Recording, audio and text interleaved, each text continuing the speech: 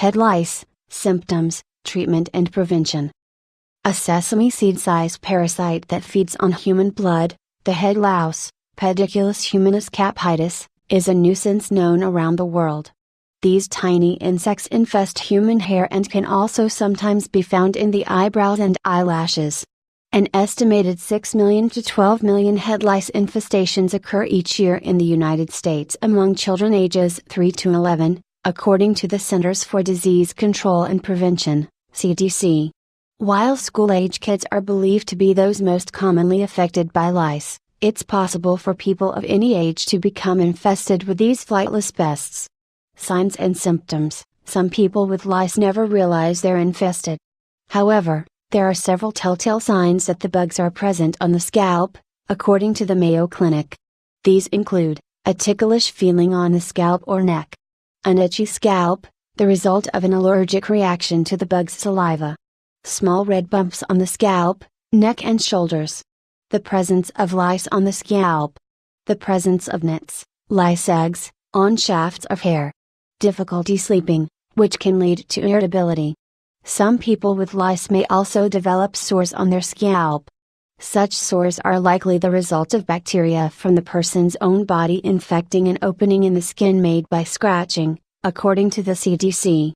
Some people may scratch their scalps raw due to the itch and cause skin infections, said Margaret Cowrie, a pediatric infectious disease specialist with Kaiser Permanente. Because head lice are not known to spread disease in the United States, they should not be considered a medical or public health hazard, according to the CDC. Lice are also not indicative of poor hygiene, Cowrie said. However, several studies conducted in recent years in other areas of the world, including Africa, suggest that certain species of head lice are capable of carrying infectious disease. One study, outlined in the May 2013 issue of the journal Emerging Infectious Disease, found that head lice in the Democratic Republic of the Congo could spread plague. And another study, outlined in the same journal in May 2014, found that human body lice carrying a pathogen that can cause trench fever, among other diseases, could also inhabit human hair. Diagnosis and tests: the best way to confirm an active lice infestation is to find a live louse on the head, according to the American Academy of Pediatrics, AP. Because lice move quickly and avoid light, it's best to check for them after wetting the hair, which some experts say slows the insects down. The most effective way to check for lice is to use a louse comb, according to the AP. In a study published in 2001 in the journal Pediatric Dermatology, researchers found that using a louse comb was 4 times more effective than simply doing a visual check of the scalp for lice, and that checks with a louse comb could be performed 2 times faster than visual checks. Dandruff, dirt and other common debris found in the hair are commonly confused for lice, according to the CDC. Therefore, the best person to perform a head check for lice may be someone trained to identify these parasites, like a healthcare provider or school nurse. If no live lice are found on the scalp, finding nits firmly attached to the hair shaft within a 1/4 inch of the scalp may indicate that a person is infested, according to the CDC. However, it's important to confirm that an infestation of head lice is actually active before pursuing treatment, according to the AP.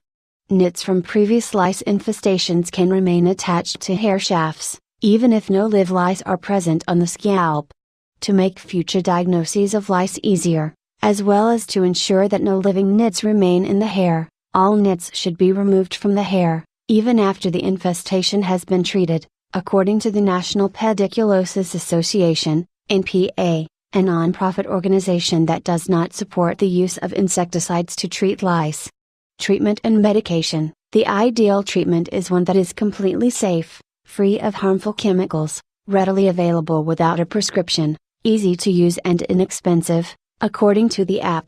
There are several treatment options for those with head lice, including shampoos and creams that contain pediculicides, or insecticides that kill lice, as well as combing the hair with a louse comb that removes lice and nits. Neither one of these treatment options is 100% effective at removing all lice or nits from hair.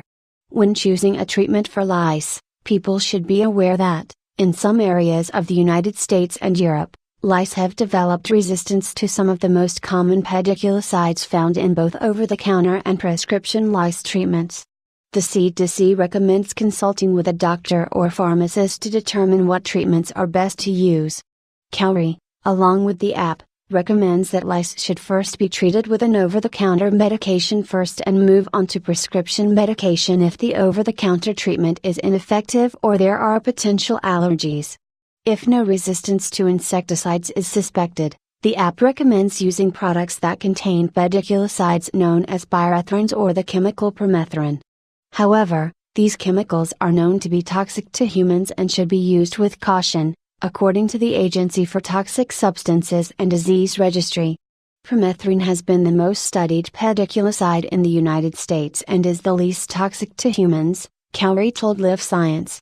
She added that while pyrethrins are manufactured with natural extracts from chrysanthemum and have extremely low toxicity, those with known allergies to the flower, similar plants, or ragweeds can develop allergic reactions. If you choose to use a chemical treatment for lice, be sure to follow dosing instructions correctly and consult with your healthcare provider if you plan to use these treatments on a child under age 2, according to the CDC. Cowrie recommended making sure that you pay special attention to the directions on both over-the-counter and prescribed medications, including how long the medication should be left in, how it should be washed out, how often doses should be given, approved ages, and any allergy or chemical information. To minimize exposure to the insecticides found in lice treatment shampoos, rinse the scalp and hair well with cool water after applying these products and try to avoid exposing skin, other than the skin on the scalp, to these products, according to the Canadian Pediatric Society. If you are bathing a child, rinse the treatment out of the hair over a sink. Do not place the child in a bath as the hair is being rinsed. If the lice in your area are resistant to permethrin and pyrethrins, the app recommends using a product containing 0.5% malathion, another insecticide that is rubbed into the hair and scalp. Malathion has not been deemed safe or effective to use in children younger than 6, and the product is not safe to use in children younger than 24 months, according to the app. Neither malathion nor permethrin and pyrethrins effectively kill all of the egg stages of lice.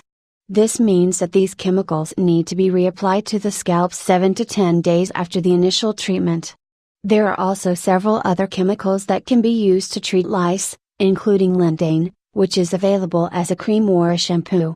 This chemical has been known to cause severe seizures in children and cannot be prescribed to individuals who weigh less than 110 pounds, 49.9 kilograms, according to the app.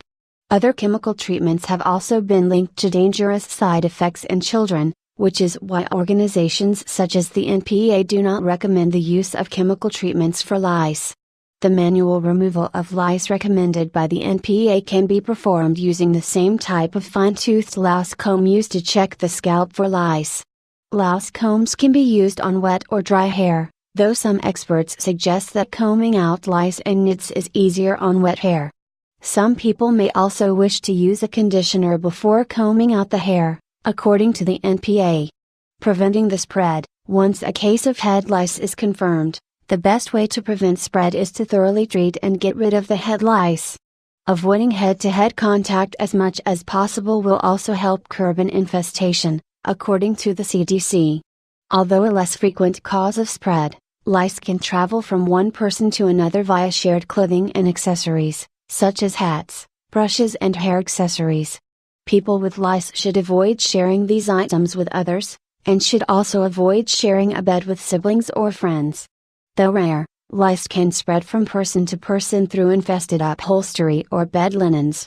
Once a person is treated for lice, all bedding, upholstered furniture, carpets, hairbrushes and other items that had direct contact with that person's scalp should be thoroughly cleaned, according to the CDC. Clothes and bedding can be washed in hot water, hairbrushes and hair accessories can be boiled, rugs or other non-washable items can be dry cleaned, and items that can't be washed or dry cleaned can be stored in airtight containers for several weeks to ensure that live lice and nits do not survive. Finally, vacuum carpeted floors and clean all furniture to prevent the spread of lice to others. Measures such as fumigation are not necessary and should be avoided, according to the CDC. Households with pets do not have to worry about lice infestations moving to the family cat or dog. The CDC says that head lice do not live on pets, lice are species specific, and are not involved with the spreading of an infestation. While some schools follow an no-knit policy that requires children with lice to stay at home, the app does not recommend such policies. The NPA, however, supports stringent no-knit policies in schools.